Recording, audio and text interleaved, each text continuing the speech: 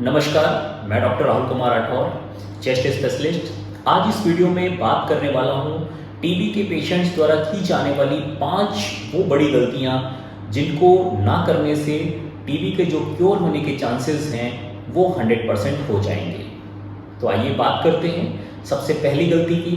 तो सबसे पहली गलती ये है टीबी पेशेंट द्वारा कि अपने ट्रीटमेंट को बीच में रोक देना। टीबी की जो बीमारी है वो एक क्रॉनिक इन्फेक्शियस डिजीज़ है। माइकोबैक्टीरियम ट्यूबरक्लोसिस नाम के बैक्टीरिया की वजह से होती है। इस बीमारी के ट्रीटमेंट पे जो दवाइयाँ चलती हैं उनका एटलीस्ट 6 महीने का कोर्स होता है और कॉम्बिनेशन ऑफ ड्रग्स जो हैं इस बीमारी के इलाज में इस्तेमाल होती हैं। मीन्स 4 दवाइयाँ शुरुआत के 2 महीने में और उसके बाद जो 3 दवाइयाँ हैं वो अगले 4 महीनों के लिए इस्तेमाल होती हैं। और जो ड्यूरेशन की बात करें तो कम से कम ये 6 महीने का रहता है और कई केसेस में डिपेंडिंग ऑन द डिजीज़ ये जो ट्रीटमेंट ड्यूरेशन है वो बढ़ भी सकता है। तो इस ट्रीटमेंट को बीच में बंद करना सबसे घातक हो सकता है, क्योंकि बीच में बंद करने से जो ड्रग के रेजिस्टेंस होने का खतरा है बैक्टीरिया के द्वारा वो बहुत ज़्यादा बढ़ जाता है, जिसकी वजह से जो क्योर के चांसेस हैं वो घट जाते हैं और टीबी का रिलैप्स हो सकता है।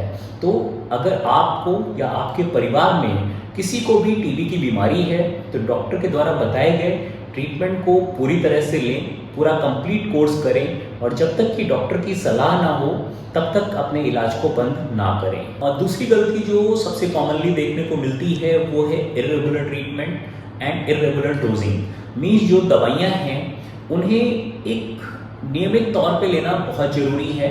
बीच में डोजेज जो हैं स्किप करना बिल्कुल भी ठीक नहीं है। जैसा कि मैंने पहले भी वीडियो में बताया कि इस बीमारी के ट्रीटमेंट में कॉम्बिनेशन ऑफ ड्रग्स का इस्तेमाल होता है। कई बार पेशेंट्स किसी साइड इफ़ेक्ट के चलते अपनी कुछ दवाइयों को रोक देते हैं। तो कुछ दवाइयों को रोक देना बहुत ही कॉम्प्लिकेशन पैदा कर सकता है, ड्रग रेजिस्टेंट डेवलप हो सकता है और जो ट्रीटमेंट क्योर के चांसेस हैं वो भी इसकी वजह से कम हो जाते हैं। इसलिए अगर कोई साइड इफ़ेक्ट आ रहा है तो अपने डॉक्टर से डिस्कस करें। ज़रूरत पड़ने पे डॉक्टर उन दवाइयों को रिप्लेस कर सकता है और अपने आप से दवाइयों को बीच में स्टॉप ना करें। तीसरी जो सबसे बड़ी गलती रहती है वो है रेगुलर फॉलोअप ना करना। तो बेसिकली रेगुलर फॉलोअप करने से जो डॉक्टर है आपको प्रॉपरली इन्वेस्टिगेट करता है।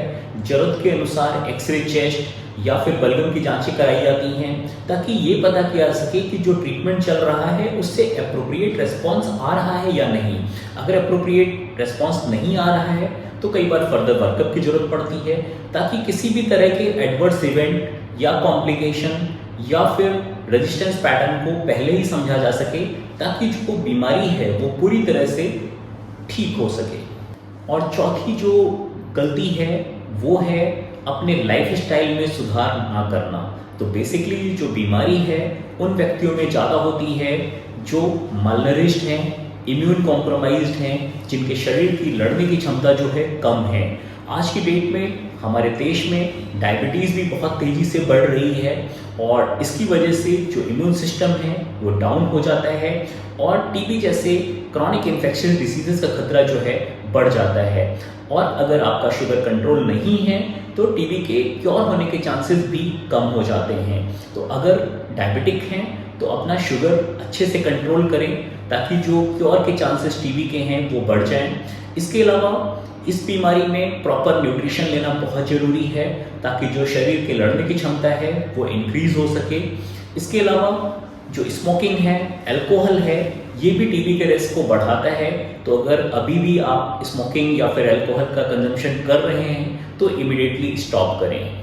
और जो 5वीं बड़ी गलती है वो है अपनी बीमारी को हाइड करना और इन्फेक्शन कंट्रोल मेजर्स को फॉलो ना करना।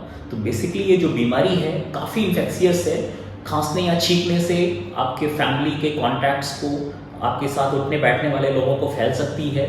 इसलिए अगर आपको टीबी की बीमारी डायग्नोस हुई है तो एटलीस्ट 1 मंथ के लिए प्रिकॉशन जरूर रखें। 1 मंथ के बाद यूजुअली ट्रीटमेंट के बाद जो टीबी है यूजुअली नेगेटिव हो जाती है और स्प्रेड होने का जो चांसेस है वो ना के बराबर हो जाता है।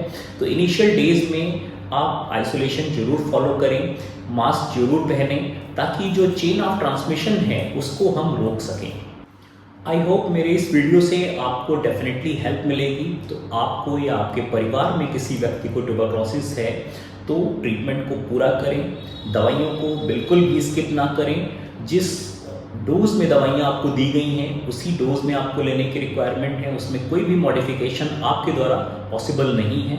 किसी भी तरह के साइड इफेक्ट होने पे अपने डॉक्टर के टच में रहें, उनसे बात करें और रेगुलर फॉलोअप जरूर करें ताकि आपकी बीमारी का जो रेस्पॉन्स है वो समय समय पे देखा जा सके। अपनी लाइफ स्टाइल मॉडिफाई करें और स्प्रेड को जो है उसे रोकने की कोशिश करें। थैंक यू वेरी मच और मिलते हैं नेक्स्ट वीडियो में एक नए टॉपिक के साथ।